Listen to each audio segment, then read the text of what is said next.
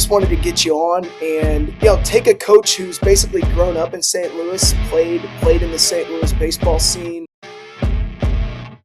This is baseball 101. Let's break it down to the bare bones. We have right-handed pitching phenom Nick Boughton here.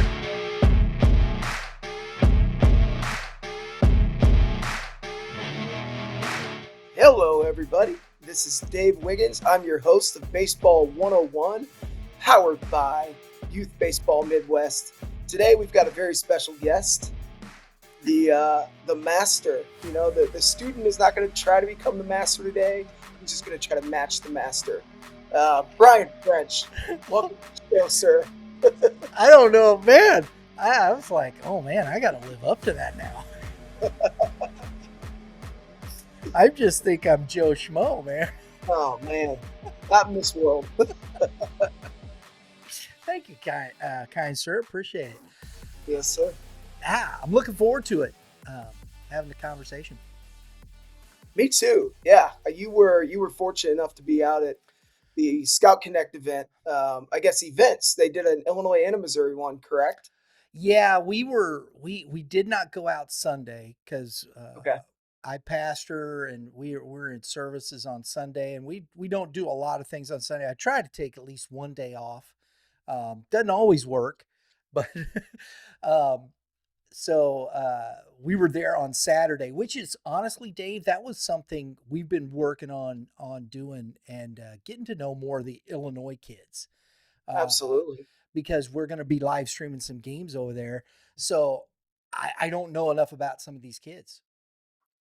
Yeah, I really don't either. And it was cool kind of getting to deep dive into, the day that they had, the numbers they put up, and then looking on the high school side of their on-field play. Obviously, everyone except for one of these young men was a sophomore last year. And sometimes sophomores get limited opportunities, but it looks like a lot of these guys got some pretty good run as sophomores, which just goes to show you how competitive and how talented they are, that they're on the varsity field at some of these schools that are highly competitive, and they're producing and they're getting the job done as the young pups. So it was cool getting a look at their numbers and what they did last year, and also kind of looking ahead to what do we think they could do this year. What I find, we're so used to Missouri baseball on this side and whatnot, but I think, lost in the equation, what I've gotten to know a little bit about this is how good the Southwestern Conference is just on the other side of the river there. That's one of the best conferences in the state of Illinois. I know most of the big time baseball, Chicago, and it's, it is what it is, but Edwardsville, O'Fallon, Triad. I think Triad's moving to the Southwestern Conference. Belleville, East and West and whatnot. There's a lot of history there, and there's some really good teams over there, man. There's some really good teams, some really good coaches, historic coaches, and the fields are all awesome. They're well maintained, they're taken care of. The majority of them are turf. Edwardsville, look at them. Their varsity field is a beautiful natural field, but then they also have an awesome JV field that the JV and freshmen can get games on. Varsity can practice there if it's wet. Talk about a setup. You think that looks more like a collegiate setup than just a high school one. And having been fortunate enough to get to coach on a lot of those fields throughout my travel baseball career, there are some super nice facilities there and some historic programs, no doubt. Absolutely. And that's one of the things that I thought, when we started looking at this and getting over there. Of course, we've had conversations with Coach Funkhauser. We've had we just met and had a really good. You can go check out the podcast with the head coach over at O'Fallon Township. Just took over a couple of years ago, Dave Causey. Great conversation. And the thing, Dave, it was so interesting because you kind of went backwards. He did the opposite. He came from that small school to the big school, and he was telling me, he said, we had 9 kids that last year. He said, we just won. He said the year before they had just won like the state championship or something. It was big. And he said the next year, he said, I'm having to talk this kid into coming out and playing for the team, or else we wouldn't have had enough kids.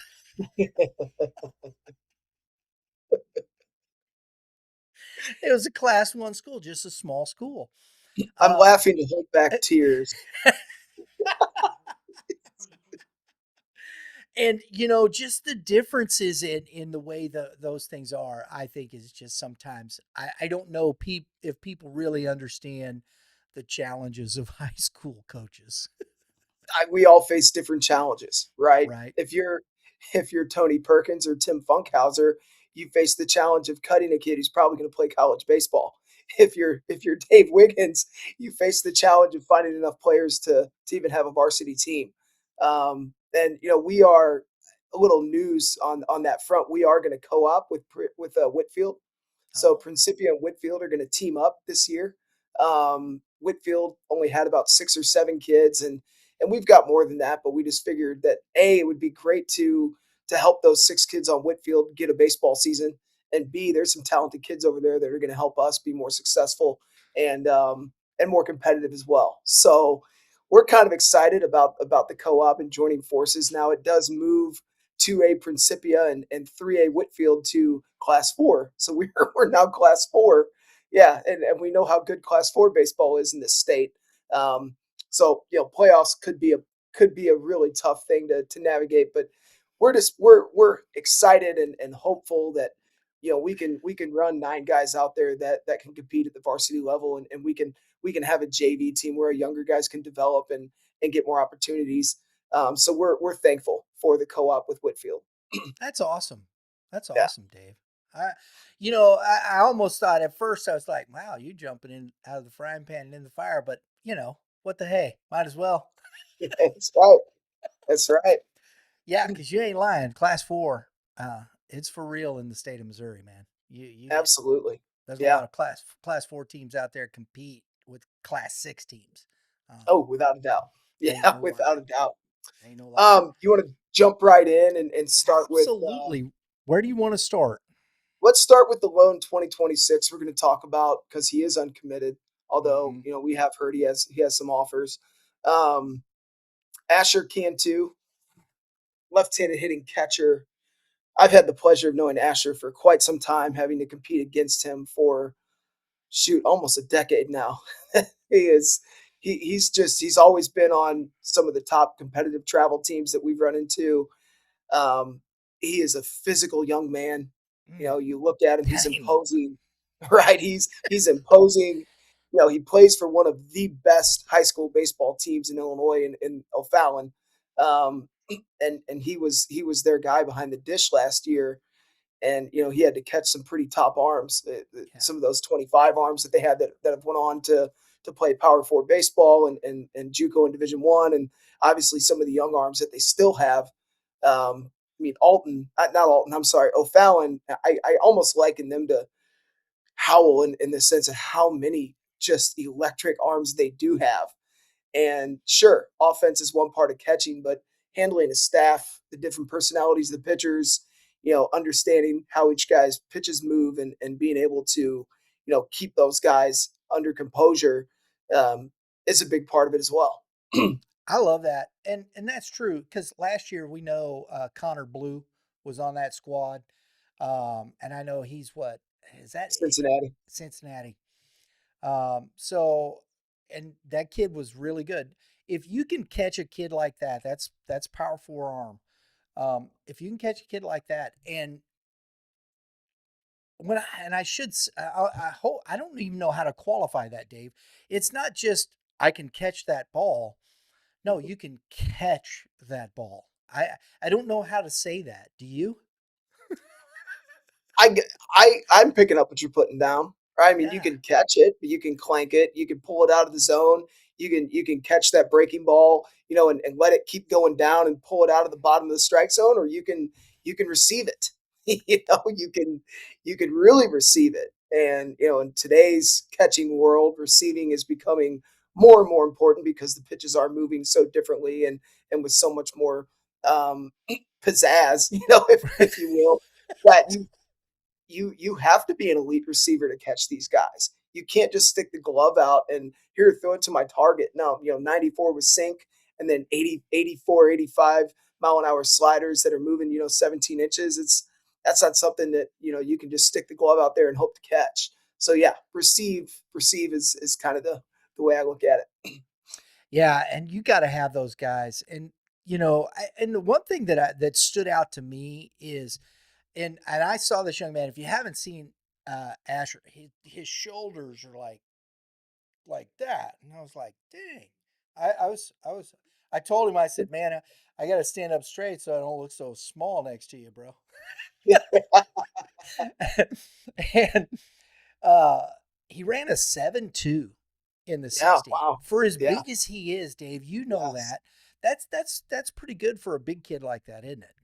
It's moving, and he's not a grown man yet. He's only a senior in high school. So maybe he shaves a couple seconds off and he becomes a sub 760 guy as a college athlete. It's not as important for catchers, but he's not an 8 flat. If you're running an 8 and you're a catcher and you're running a 7.2 and you're a catcher, coaches can kind of infer and assume, man, this guy might move a little bit better behind the plate. His hips might be looser. He might be able to get into his legs more.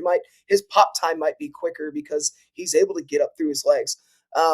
So yeah, he was very impressive. He averaged down near 96 mile an hour on his exit velocity with a 102 peak. The 95.6 to me as an average is way more impressive than the 102 peak.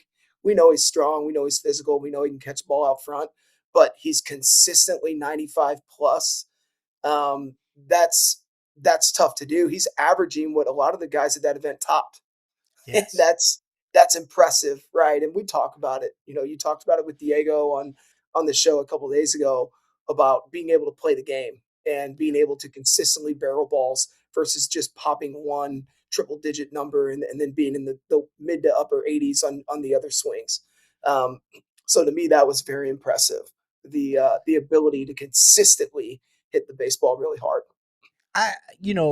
As a coach, when you're talking about these things, and see, because I think you have to be able to, I think, look at this when you say, how do you transfer this to the game? How do you take these and you're looking at this, say, how does this transfer? Well, first and foremost, you got to go see the kid play. Simple Yes, as that. you have to. But then, as you said, you were talking about the 7.2, how that translates sometimes in the thought. And then you want to go see if that's true. And to me, a couple of things that I always look at and I'm no evaluator, it's just in my own mind, it's just basic stuff that you kind of understand about hitting. What's your hand speed? And it's something you remarked at. Is he catching balls out front? Well, if you're consistently behind the baseball, your hands are slow. It still may be in a load. You're not loading. And there's a lot of other factors, but still, you look at that, and if you've got the quality hand speed, you can get your hands out. You can catch the ball out front, and then if you're consistently, at that hard hit mark, you're barreling the baseball. So your hand-eye coordination, your hands are good. You got good hand speed, and you're taking your hands to the baseball, which is really the basics of hitting. You want to be able to do that. See the ball, hit the ball, right? Absolutely. That's why I think blast motion can be so telling and so cool sometimes is you might have a young man who is in a batting practice setting or even off a machine, knowing where the ball's going to be pretty much every time. Like Diego mentioned, 5.58 on the hack. And his hand speed, his peak and his average hand speed might be 5 to 10 miles an hour faster when he anticipates what he already knows is coming versus you put him in there against a live arm and the second guessing occurs, the doubt creeps in, and the hands aren't as fast. It becomes more of a defensive swing versus a very offensive swing, which you see a lot of kids have when they're in a controlled environment. Mhm. Um, that's why I really do like blast motion for the fact that it can show you some really cool discrepancies between a live at bat and a controlled in the cage at bat, if you will. Ah, that's interesting. I Yeah, it's, think it's pretty cool. I like Asher, and one of the things that stands out is we got a chance to interview him, which those will be coming up on our socials here before too long. So stay tuned for that. Um, Let Well me tell you this. Let me spoken, tell you young what man. an Well average night. spoken. Oh, I'm sorry. I'm Oh just no. joking. No, He no. is very well spoken. He's a But let me tell you well-spoken what young man. an average 96 mile an hour exit velocity does for you. It gets you 14 doubles and 101 at bats There in you one of go. the best conferences in Illinois, right? It gets you, a 925 OPS. That's what that does. A I'm what? serious. A 925 OPS against some of the best arms in Illinois. I mean, they play an unreal schedule. I am So surprised he's not committed already. I am. I'm a little bit surprised. probably looking for the right fit. We're Yeah, navigating a maybe. different world right now. You know, Yeah. I'm sure there are schools at all levels that are all over this kid, and he's probably trying to figure out what's the absolute best fit for me academically, baseball wise, socially, um, logistically. There's a lot of things to consider, and he has plenty of time still. That's the cool thing is yeah, you're 26 and you're uncommitted. You still have time to make the right decision for you. And not to mention, man, that bodes well for O'Fallon when you've got a dude like that behind the dish for your squad, a senior with that much experience, that kind of talent. I mean, I think O'Fallon's going to be really hard to beat this year. I agree. Yeah. I love Coach Causey's interview. They're gonna be tough. I liked him a lot. He was fun. He was fun. Who else you got there? Let's talk about Freeburg because I believe there were three young men that we're going to highlight that attended the event, all 2027s that are going to be a part of a power junior class at Freeburg. Oh, You like to yeah. talk pitching first, so we can talk about Mr. Liam Scafey. Why don't you tell me what you saw when you were watching Liam throw? Dude, just smooth. Just smooth. I love to watch a guy. You we were talking about this. Everybody, they we you go to the event showcase. We all understand the big number. Boom. Wanting to hit 90. I get all that. But you see these kids sometimes that just go out there and understand the process, understand what it is. And I, I'll do this because it stood out. And when I saw the numbers, I was like, yep, that. And so your eyes didn't deceive you. His max fastball velocity was 88.7. Okay. His average fastball velocity was 87.8. Oh, gee whiz. I'll take that all day long. You see how many times. So when I saw his action on the mound, I saw what he did. Just smooth delivery, just in control, understood his body, understood what his arm was doing, and this is what you get. That consistency. You see the guy that hits the 96, and then when you go see him in the game, he's throwing 82. And that's the reality. That's real, man. I understand. I know because, somebody says he did a 90, 96, and it was a pull down. He took 10 steps to get there. You're not doing that. You're coming from a completely static motion or a static position on the mound. I want to know what you can do there. And to me, that was one of the most impressive things I saw at that event. Liam's 6'4", 205 pounds. Liam he's everything you could want in an arm, right? He's the dude that gets phone calls on August 1st going into his senior year because he is sitting, not touching, sitting upper 80s. And I guarantee usually those guys that are sitting those higher velocities, the 87s, 88s indoors where there's literally no compete going on, you put them on the mound with the hitter in the box, those are the dudes that start to sit 90 plus. And I guarantee he's going to go out there, the hitter's going to be in the box, and he'll pop some nines this spring. There's no doubt in my mind there. I'm sure if he already hasn't. But you also have to talk about the 18 inches of horizontal that he's getting on the fastball. Yeah. The home plate's 17 inches wide. So if we're throwing a fastball that starts off home plate and then sweeps to the whole other side of home plate at 88, 89, coming from a 6'4" frame, good luck. Good luck, hitters. You're not going to Um, hit that. yeah, no, that's really, really difficult. And that's only one of his pitches. And he pairs that with a 77 mile an hour slider that's moving the other way. and then he could flash the 82, 83 mile an hour changeup. I mean, we're talking 88, 89 with an 83 mile an hour changeup. That's a 5 to 6 mile an hour difference. Usually that means the fastball is going to start creeping up when the changeup velo is getting closer to the fastball velo. So you're talking about a young arm who's going to be a junior in high school, who's already very physical. We might be talking next fall, next winter. This dude might be throwing 95. Yeah, there's no doubt in my mind we could be talking about that.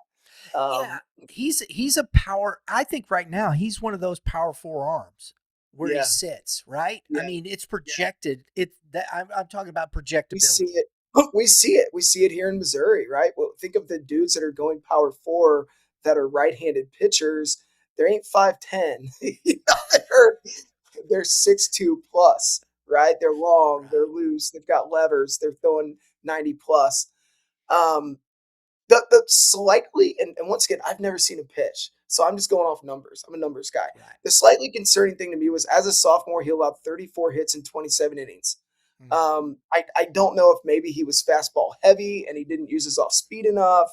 Maybe they were dink hits. Maybe they're not hits if he has a a larger school defense behind him. I just don't know. But the thing that kind of stuck out to me when I was looking at him, like, why is the whip a 1.6? Because he's not really walking many guys at all. He's 26 strikeouts to 12 walks. It's a really good ratio, Right. right? It's like 1.6 whip is not. I mean, once again, he was a sophomore, right? We have to remember this. Yeah. 1.68 whip is not bad, but it's like this dude could be throwing up one to sub one whips when it's all said and done. I think we see him take a step forward. I think the hits allowed drop drastically. I If agree. he's getting his stuff. And like you said, we're taking just looking at the numbers, and the one thing that just kind of stands out to me there, and this is the first thing that pops in my head when you say that, Dave, is he's in the strike zone. Yeah, So, and maybe just not quite, and we're talking what, 8 months ago, almost a calendar year. Yeah, right? So, did he have the same movement yet? Was he there yet? And that's was he where 6'4"? yeah, Or was he 6 foot? Right? right. And sometimes, as a sophomore, right? So yeah, that learning curve, I think you see that, and you're always going to have sometimes those things that I think, you look at that, you go, well, all right. So I'll take that right now as a sophomore, maybe probably a little too much in the zone, and guys able to could be some dink. Maybe he did barrel some, but definitely I'll take that over the walks. If you're going to beat me, beat me. Absolutely. I don't believe whether they recorded him or not. I didn't see any hit by pitches on his stats. Ooh, So you're talking 27 innings and only 12 walks, no hit by pitches, command control that it's there, right? Maybe control is what it was, and it needs to become command. Maybe we need to start throwing our stuff a little bit more to spots versus living middle, which a young sophomore pitching at the varsity level, being able to throw strikes in the low to mid 80s and have a sub 4 ERA like he did, super impressive, right? But absolutely. I'm excited to see what he does this spring. It was fun. I don't mean you just see some of those kids that just stand out to you. Like Yeah. it was kind of like it was a year ago. I was at an event and saw Drew Dirks. Didn't know who the kid was, but you watch and all of a sudden it's like, who's that kid? Right? Yep. It's just Yep. one of those things. And that's what I saw. I was like, who's this kid? My goodness. And this is and Diego goes, oh yeah, that guy's real. So there you go. Love it. Well, let's talk about his teammates. Um, let's talk about the dude who's getting behind the plate and receiving all those nasty pitches. Mr. Bo Bremen. Bo's dad, Mike I Brayman. believe, yeah, Mike. I mean, Mike had a pretty good professional career, if I'm not Hmm. mistaken. You're So correct. Bo comes from some pretty strong bloodlines.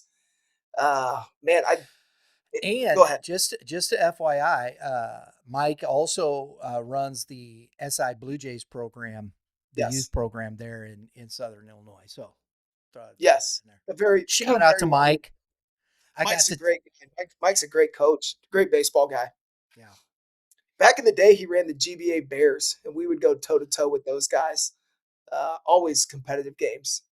Yep. Yeah, I saw Mike. He was there at the event. I hadn't seen him in a while. Got a chance to chat it up with him. Really like nice guy. Got to get him on the show, man.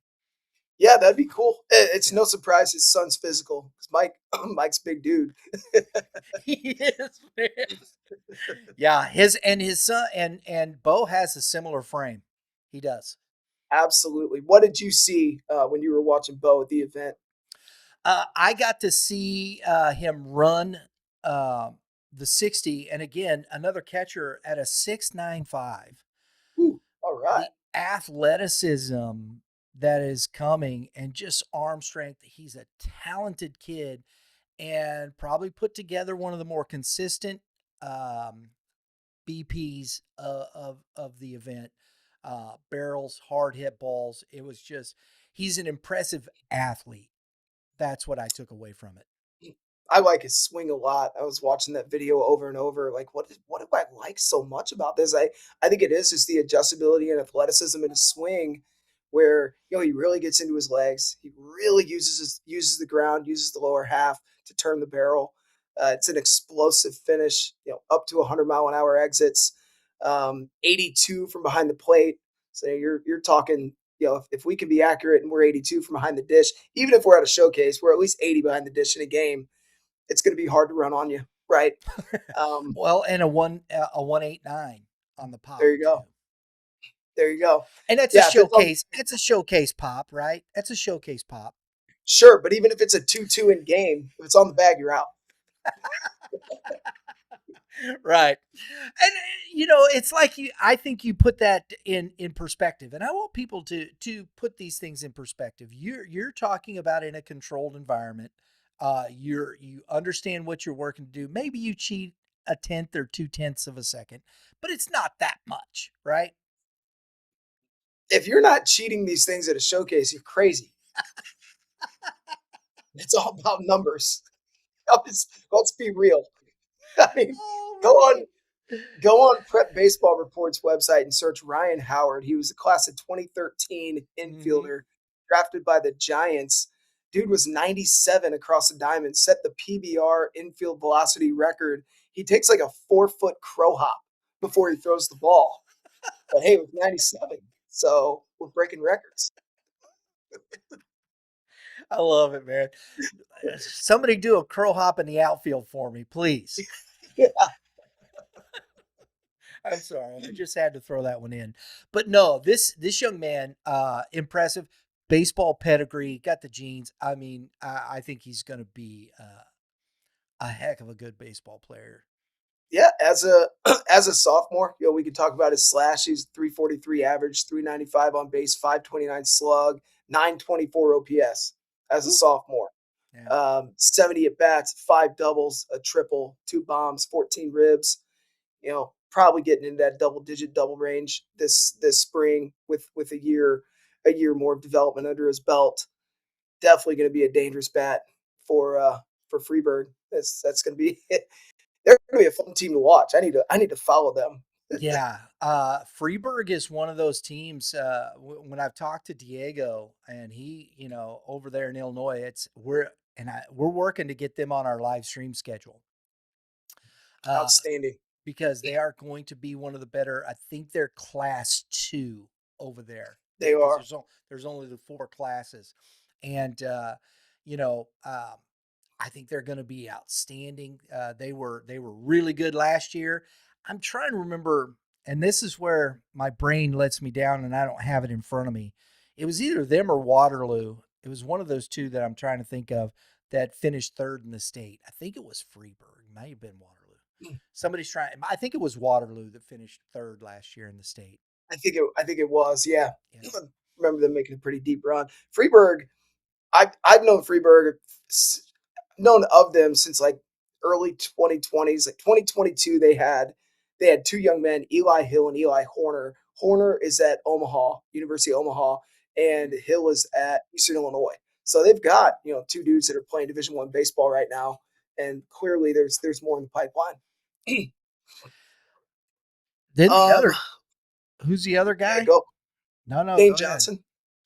Dean Yeah, final Johnson. final free ball player here. Dane Johnson, third baseman, right-handed pitcher.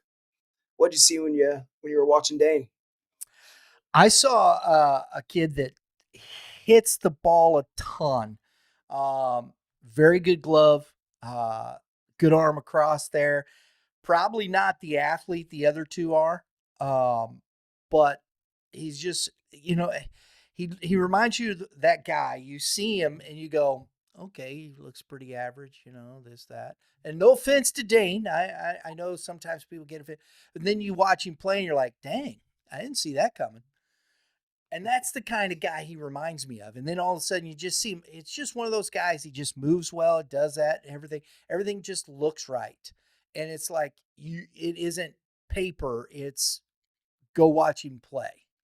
That's my thought. And the bat sure does work. Yeah, there we go. 91.5 average exit velocity for a young junior. 96.7 peak. So his average only 5 miles an hour away from his peak. Love to see that. The mark of a guy who's on the barrel consistently. Hearing Diego talk about him at their events, clearly just he hits right. He Yeah. finds a way to put the bat on the baseball. The swing's a little unique. The finish is a little unique. But sometimes those guys, they end up going to a smaller school or maybe a JUCO out of high school, and then they end up here in 2 years. The next thing you know, they're on the field for LSU as a redshirt senior. you know, and it's that could very well be Dane because Dane is so good at playing the game of baseball. Yeah. Um, as a sophomore, had four doubles, a triple, a bomb. Only nine. Sorry, 815 OPS and 815 OPS. So I think you're going to see him get a full spring's worth of plate appearances, which he definitely needs. You're going to see those counting stats obviously way higher. 19 strikeouts and three walks, I thought was interesting. It doesn't seem like the type to me this year that's going to see a split like that. I think we probably see that turn around where he's going to be walking more than he strikes out. It's so cool to see these guys develop as varsity players in their sophomore to junior year. It's really when you see the biggest jump, in my opinion, um, for the young men who are fortunate enough to play varsity as sophomores. They get that season under their belt where they maybe they're ready, maybe they're not, but they really are truly ready their junior year, and you really see them take off. I think the one thing that's interesting, you can see the skill level that is in these kids. It's there. And, when you're talking about playing high school baseball, Dave, it's one thing to go out and, these kids are putting up these numbers and we talk about Freeburg. Um, this is their junior year. These kids had a great opportunity as sophomores to learn what it Yes. is to play at the varsity level. And I think that's what you see in some of these. They put up numbers, but how do you win? How do you play varsity baseball? And it is an adjustment.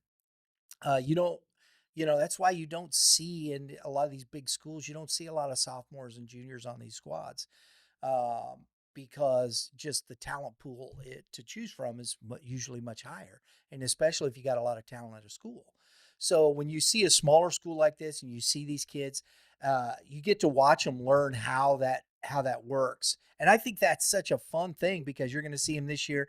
Then they're going to have one more shot as seniors, Yeah. to make a run, and I think that's so fun because it's evidently there.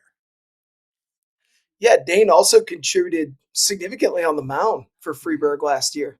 He was 3-1. He threw in 19 innings and he had a 1.84 ERA, just surrendering 5 earned runs, 25 Ks, 15 walks, a 1.5 WHIP. I mean, man, no one really is talking about him as a pitcher right now, but that's those are some impressive numbers right there.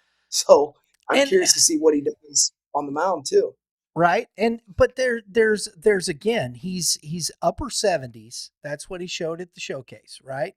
Okay. So that's why nobody talks about him because of that Right. number. But then you go out on the diamond and it's different. He's getting people out. I'll take a guy that gets Absolutely. somebody out. And in high Absolutely. school, it goes from the Liam on the one hand, who is this 6'4", what the little boom, big numbers, to here where Mr. Johnson just goes out, knows what he is, and can compete. that's where you see the difference in that. And in high school, is this going to translate? This is not a power forward pitching arm. No, his bat is what works. But to win at the high school level, you need him to do that. Without a doubt, without question. That just, I love it. I do too. And that shows you don't worry so much right now about those numbers. If you can go out and compete at high school, understand what you are and who you are, and go learn how to pitch, go learn how to compete, and do your thing, man. Do your thing. That's what I like. There's coaches at the next level that see that see a dude go out there and beat good teams with sub max velocity, with fastball velocities in the 70s, that know that, hey, he's still a kid. We got a really good weight room. We got a great nutrition program. We've got an outstanding strength coach. That's 78. That's beating good hitters. If that's 88 in 3 or 4 years, we got ourselves a guy. So, PSA to all those kids out there, you do not need to throw 90 to get high school hitters out. You don't even have to throw 85. Um, we got a lot of really good hitters out at Webster with guys throwing below 80 miles an hour. Yes, yes. Uh, the other school we just mentioned too, Waterloo. There was a Yes, couple sir. dudes.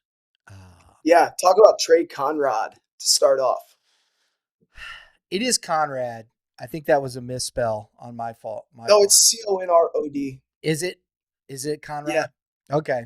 I Hmm. thought it was a misprint. My fault. Uh, yeah. Yeah, there's, the eye test, it works. He's a strong physical kid when you see him, and he just puts up when his at bat was good, his running, everything that I saw from him, outfield velo. Yes, that was him. Or was that Cannon Richards? Hang on. I gotta look. Sorry. Richard is the outfield velo. Yes, I got him Yeah, confused. My fault. Um, they're but similar. Trey, you know, and here's another kid we talked to, just an outstanding young man, a seven flat, and that's the catcher. That's right, he's the catcher. Yes, yes. 82 was his. Both guys have big arms. 82 as a catcher. Dave, what's the difference? You see these numbers, and just to kind of explain to people when you hear about a velocity of a catcher, what would you consider elite at the high school level for velocity for a catcher? In-game velocity or showcase velocity? Let's just start with the we're dealing with showcase. Let's deal with that. Hmm. Elite 85 plus. Oh wow. Wow. I mean, yeah, dude, I saw a kid at the premiere. Carson May. I think Carson May was 92 from the crouch the other day. Really? Yeah, that's elite. and Goodness. Trey's got an amazing arm. It works really well. I would venture to say if Trey really, really wanted to, he could pop an 85 from the crouch. I've seen him play catch at 85. Um, I, he also had to pitch that day. He was also doing a lot of other things that day. Yeah. 82 from the crouch is darn good. Do not get me wrong. If you're 82 from the crouch in a game, you're throwing rockets. If you're 76 in a game, you're throwing guys out. 82 is good. Yeah. Do you think he projects more as a pitcher or a catcher? Oh, that's always so difficult because Right. both positions can be so taxing on the arm. Mm-hmm. I haven't gotten to see him in a catcher setting. I've seen him off the mound a few times, and it's really nice. The ball jumps out of the hand. He's got a really sharp breaking ball. The fastball rides, and it's 87, 89 in February, but that arm's loose and he moves so well and he's so darn strong. If he's not 93, 94 by summer, I'd be surprised. But I've heard he can really hit. And last year he put up a 930 OPS for Waterloo with the stick. Right, he had 3 doubles, he had a tank, 14 ribs, and only 59 at bats. So you get him 59 more at bats, you get him a full spring's worth of at bats, a 356, 472, 458 slash. Um, he can swing it. He can swing it, and it's really going to come down to where he wants to play at the next level and what they need him to do. But you make yourself a heck of a lot more marketable if you can do both As a junior, I think this for me, this is a kid that does everything above average. Everything without above question. average, Without question. right? And you have to see him. He is Yes. physical. Yes. 6'1", 190. But I mean, he looks, he's Waterloo, right? It's like that's a farm boy right there. Like that's a country strong dude, and he is such a nice kid. He takes he listens. He receives coaching well. Um, just a pleasure to be around for the short time that I've been around him. But man, yeah, you hit the nail on the head. He does everything exceptionally well. Yeah. And that's when what stood out to me when you see so you're kind of going around and you there's so many kids sometimes, and you're looking and you're watching this and watching that. And there are kids that just kind of go, "Oh, man, has he done anything really bad?" No. No, yeah. Everything's been really good. Or I shouldn't say bad, but just not to the level of this kid or this kid. You have those things, but then there's those kids that stand out, and you just like, hmm, uh, But okay, let's let's take showcase numbers and apply them to baseball for a second. Okay, so okay, you look at Trey. He had a 90 average exit and he had a max of 95. all right, Trey hit 356. Okay, see where I'm going? All right, yeah, let's take Dane. Dane had a 91 average exit and a 96 peak. Dane hit 323. Let's take Asher. A 95 average, a 102 peak. Asher hit 317 with a 420 on base. Every one of these dudes is successful on the field, yeah, and they're showing that at the show. It's sometimes it's hard to take showcase numbers and apply them to the game. But hmm what I saw from all three of those guys is their average exit velocities are not far off their max. So they're catching the barrel consistently in batting practice in a controlled environment. That's translating to when they have to go beat someone who's trying to get them to miss. And there's a lot to be said for that. The numbers we should be chasing are average fastball velocity, average exit velocity, not the max. But the max gets the tweets, the max yes. gets the love. It's the average that shows that they can do it consistently. Well, there's a saying around here, and I guarantee you when I say this, both of my folks over here will nod because I say it quite a bit. I believe this for a long time. It's something that I practice within what I do now. I believe that consistency breeds success. How And like, consistent, yes, how consistently can you do something? Because even because at some point, that consistency, if you continue to do it well, that consistent and you do it consistently, you will get better at it. And so if you can stay consistent while you're continuing to grow and get better at something, oh my gosh, now you really got something. I don't think people quite understand that. We're, as you said, I love what you said. We're chasing the big number, but yet you're not consistent, and everybody's happy that you hit the ball 100 miles an hour off the bat, but your average exit velo is 82.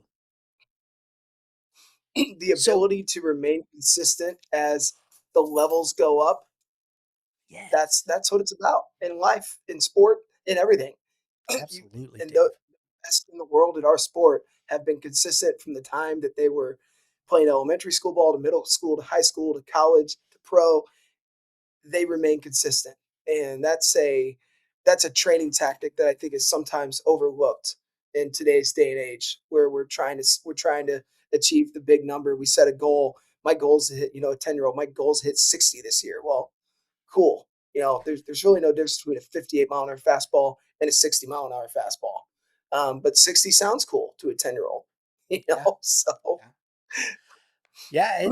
For a 10-year-old. Shoot, man, that's like pumping 90. absolutely, yeah, it's gas. I can do that. Oh man, I I just and they as we talk about it, that always brings back the show the 101. What's the basics? can we understand baseball 101 is I have to learn how to do things consistently in order to perform at a level that gets me the success I want. Because if you can't be consistent in baseball, you're in trouble. Look at the underclassmen playing at the varsity level around our area. It's not because they're freaks athletically. It's not because they hit balls 100 plus and they throw balls 90 plus. They can play at the highest level that their sport allows them to play, and they can do it every day. And Yes. that's what it is. Yeah. I agree, We Dave. should do a highlight. We should do a highlight on some of the kids that succeeded last year as freshmen. That would be fun because there Oh, there are quite a few. yeah. One kid that jumps off the Parkway Central. I saw him last year. I had never heard of him. It was two kids. Parkway Central's young, and I think you need to pay Yeah. attention. You know, we're talking about, I know Illinois, but just popped in my head was patrolling center field out there, Carter Fleck, and then Yes. their shortstop was Phoenix Hula.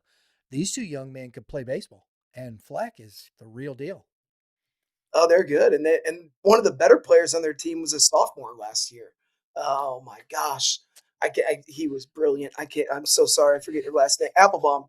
Applebaum. Yes. Yeah, Yeah. yeah. He was really good at everything, That's some and he started. serious that's some serious talent they've got at Parkway Yeah, Central.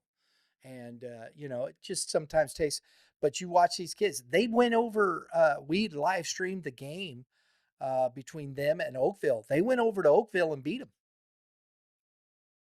that's no easy task in Oakville land there on the skin field they got. That's not Oh that's an no, I'm they've got sorry. the home field advantage. I'm sorry. Well, I'm yeah, I can't remember. It was a 3-2 ball game. I can't remember who came out on top because you see this the gray hair sucking my will to live. Okay. We'll move on. We'll stop. We'll stop trying to remember stuff. Watch the Yeah, yeah. baseball game. Just go watch the baseball game. It was a heck of a good game, you know. Let's And move it wasn't, to. I'm sorry, it wasn't like they were facing chump change. They were facing Workowitz. Oh yeah, good luck. Yeah. That's Sorry, Dave. Go ahead. no, you're fine. Let's move to Trey's teammate Cannon Richard. Cannon Yeah. is an imposing 6'2", 195-pounder. Plays outside linebacker for his football team. I went to his X account and saw all kinds of football accolades that he received from the fall. What did you see on both sides of the ball from him? Again, another kid that is just big and physical. Ran well. He's definitely athletic. You can see a 6'8" uh, outfield velo 91. That shows you that he uses his whole body. You know, if you can throw it in, you're gonna throw a lot of people out with a 91-mile-an-hour arm if you can be anywhere close in high school baseball. Athletic, runs well, hit the ball extremely well. The difference is here, and this is where it'll be interesting to see, and I don't know what his numbers were on the year. He had a max of 96.5. His BP wasn't as good, and his average exit velo was 79.53. So that's where his hand speed though and bat speed is good. It's where it needs to be. But again, you know, as a sophomore, sometimes maybe a little chink in the armor, maybe football player, maybe this that, but something for him to work on. It'll be interesting to see where he goes to at that next step with his bat. Yeah, he got a third of the plate appearances traded last year. He only got 24 plate appearances, just one extra base hit. So Yeah, that kind of tells the tale there with the inconsistency in the max exit versus the average exit. But once again, he was a sophomore, so yeah, I would assume that with the physicality that that he possesses, obviously he's going to get more than 24 plate appearances, bar an injury. The extra base hit total will go up. Still was able to rock a 912 OPS though. He walked 22 times. No, he didn't. I lied. I lied. That's his man. 22 walks and 24 plate appearances would be elite, elite, elite. No, yes. I don't know how many times he walked, but did still have a 912 OPS with a 500 on base. So he got on base in 12 of those 24 plate appearances. That's impressive as a young hitter. And then he threw the ball really well. He looked pretty good on the mound. I don't know what his numbers were from last year, but again, one of those things. Max fastball was 88, and he was sitting at 86.5. So he's got the arm and the arm talent. So you look at Waterloo, what they're bringing to the table Yeah. with a couple of arms that way. So you can, and I think that's impressive too. Yeah, the outfield throw with the big hop and the throw 91, but just off the mound, it shows you his arm is real. Um, uh, and Absolutely. that makes a big difference because you're at 88 max. You did an outfield where you get a chance to come run it up and chuck one at 91, and then you get on the mound and you max at 88 and you're sitting 86. Um, I think he's going to have a pretty. Looks like he had good stuff. Looks like he should be in pretty good shape for the year on the mound for Waterloo. Yeah, showcases can be tough for two-way guys because he threw 91 from the outfield after he warmed up, got his arm hot, then threw 91. Then he's got to cool down. Then he's got to wait who knows how long. Then he's got to warm back up. That's not easy to do. Some guys can't do it. Obviously, he can. Yeah, he struggled with control last year. 18 strikeouts, 22 walks, two whip, 24 innings pitched, 21 earned runs. Just kind of got his feet wet at the varsity level. You assume that if the the control takes a step forward, then the underlying numbers should improve as well. Right, right. And this is where you can see, as we talk about these things, and I think this is what's hard. People kind of go, "Oh, you're bagging on." We're not bagging on the young man at all. Not at all. We're this is the things are there. It's just as a sophomore, we're talking about kids that played varsity baseball as sophomores, and you have to understand that some kids get there a little quicker. Actually, a few kids get there quicker. Most of the kids, it takes Numbers. a little bit of time. The talent is here. Absolutely. It's just he's got to work. This is where the conversation of consistency with this young man has to kind of come into that thought process. He's got to find a little Yeah. more consistency in what he's doing, and I think he'll be fine. Numbers aren't subjective, right? Numbers Right. are numbers. They pick no favorite. So we're just going over the numbers and we're hypothesizing, you know, what needs to be done or what can be done for these kids to be more successful. It's really all it is. Could be wrong, could be right. Every one of these kids we've talked about are unbelievable athletes Yes. in that respect. Yeah, but they are really good athletes. I'll put it that way. I shouldn't say unbelievable. That's a little too much hyperbole. Um, so I'll just say they're really good athletes, especially for their age, right? Absolutely. Diego mentioned on the pod before the event that he was really excited to see Alex Ottmer, right-handed Mm-hmm. pitcher, for Breeze Central throw. Um, Assuming he didn't disappoint, what do you think of Mr. Ottmer? I did not get to see Mr. Ottmer. That's the Okay, I figured I thought you might bring that one up. I didn't get to see him, so I'm sorry. But the numbers did show. I'm trying to see as many kids as we. Oh no! I'm sorry. No. Actually, we did. I got that to gray remember beard. names. I'm telling you, dude. We talked we and Drew to his credit is working his tail off over there because I'm very chatty. You And don't say. we talked to 17 kids um Wow. in that day. Was it 17, Drew?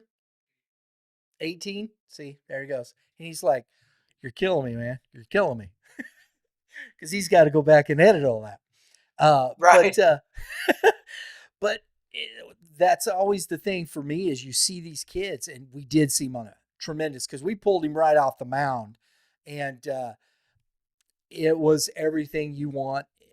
Smooth action, just one of those kids, and it shows in the numbers.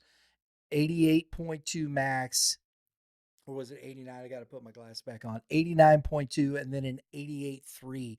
I love the fastball spin. 21-29 too, man. Yeah. Tall and long. Tall and Mm-hmm. long.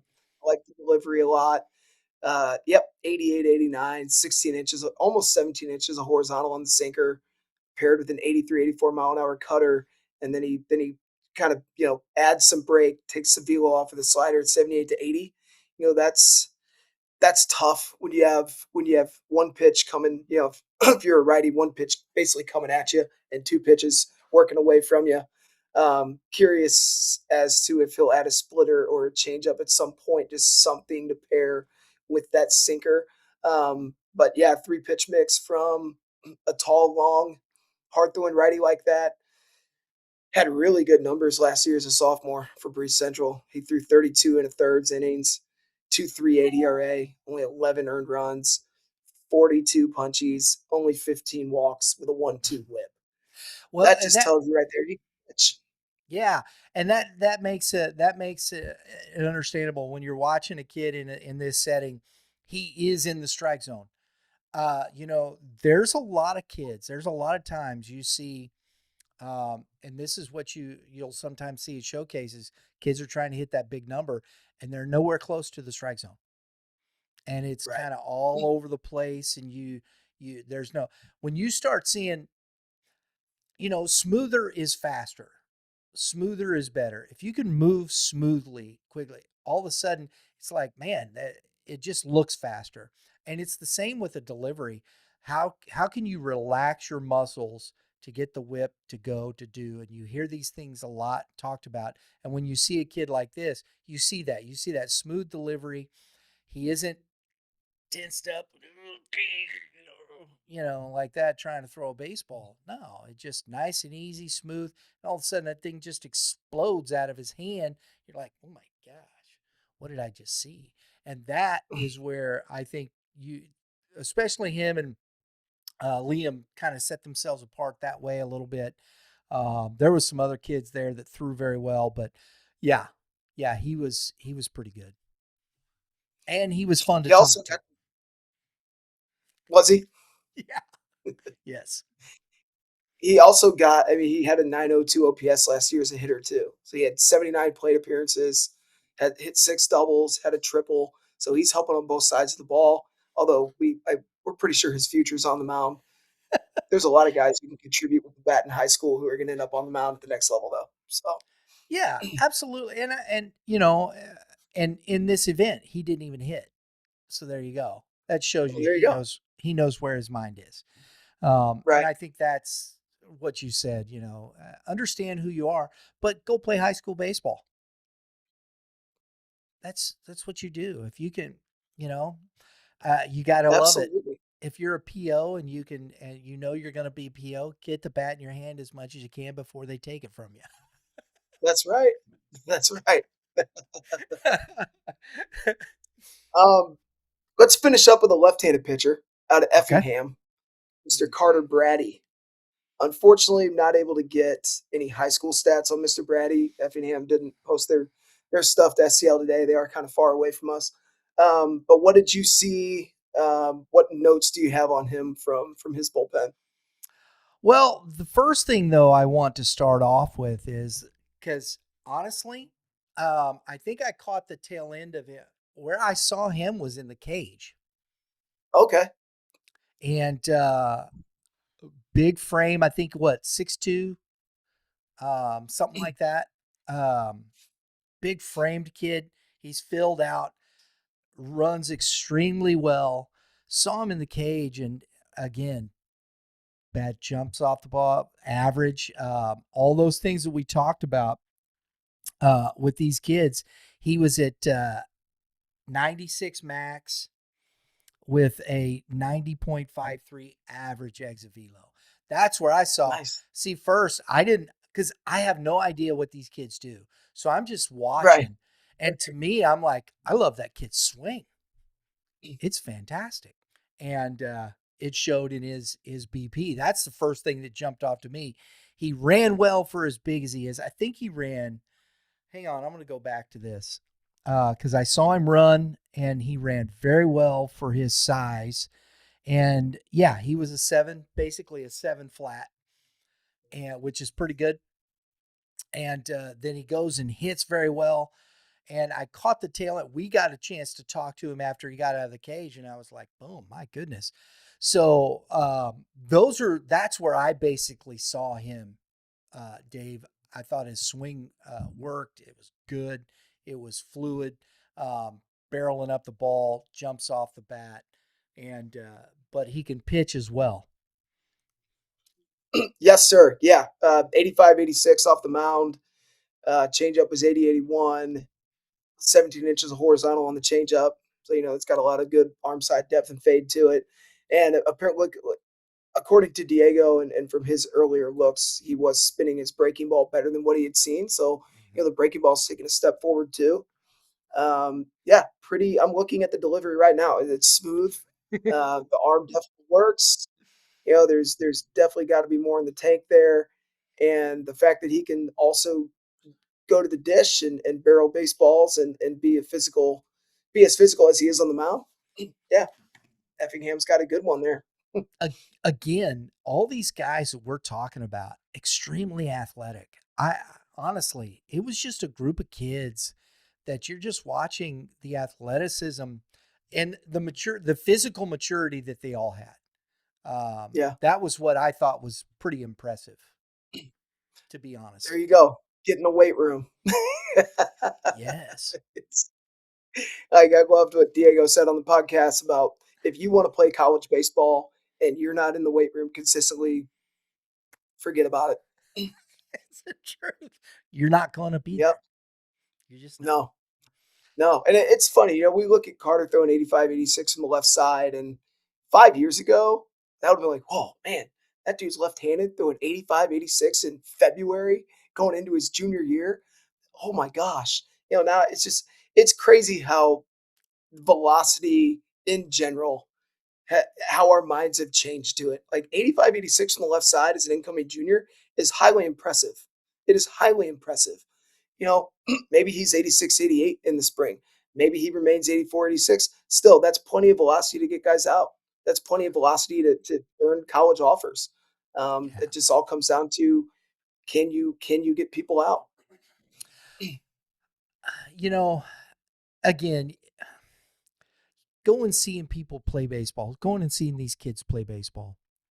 Um, you know,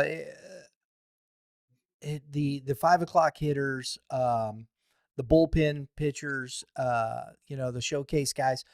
uh, these are all fun to go, and I love going and meeting the kids and seeing these kids.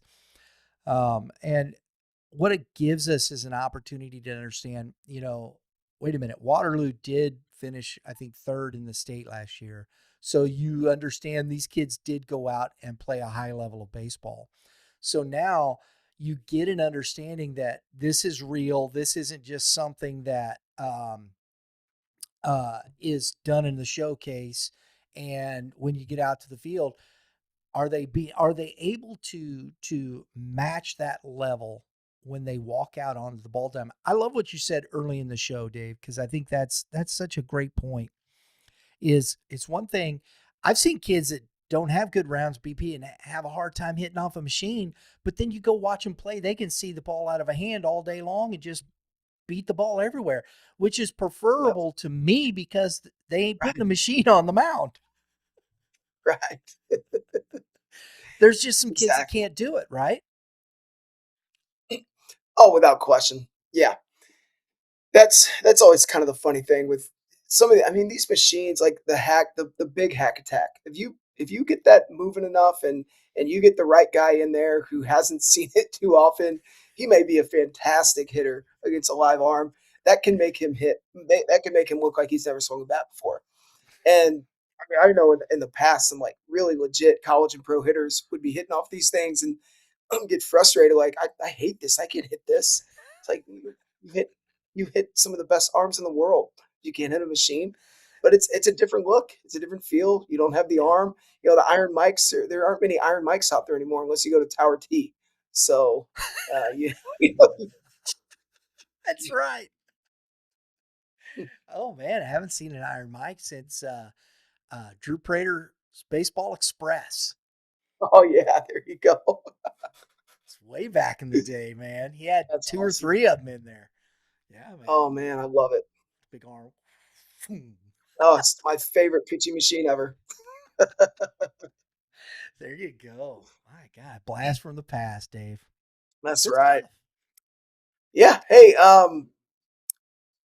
unfortunately, I wasn't able to be there, but I'm glad that you were. I'm glad you were able to see some of the talent Illinois is bringing because the Metro East is loaded with talent up and down, up and down the classes from the 26s all the way to the 2029s. There were tons of kids, 28s, 29s at that event that I saw popped as well. But just the small ability we had to highlight some of these 27s. I think these kids deserve recognition. I think their names deserve to get out there, and 27s are important to us because that is the very next class that's going to be recruited. That's going to hopefully get text messages and phone calls leading into the fall. So I thought it was important that we highlighted these young men, and it was good to get them out there. Absolutely, man. I love it. I'm looking forward to it. I really am. Yeah, And we should have some of these guys, some of these teams on our live stream schedule, so it'll be fun. yeah. The live stream schedule is going to be great. All right, Brian. Thanks for coming on, man. Really appreciate you, Absolutely, buddy. your insight, your openness Appreciate it. to talk baseball at any time. Absolutely. That's what we do, right? Yes, sir. It is what we do. Everyone, for Youth Baseball Midwest and Baseball 101, I am your host, Dave Wiggins, joined by the master, Brian French. We'll see you guys next time.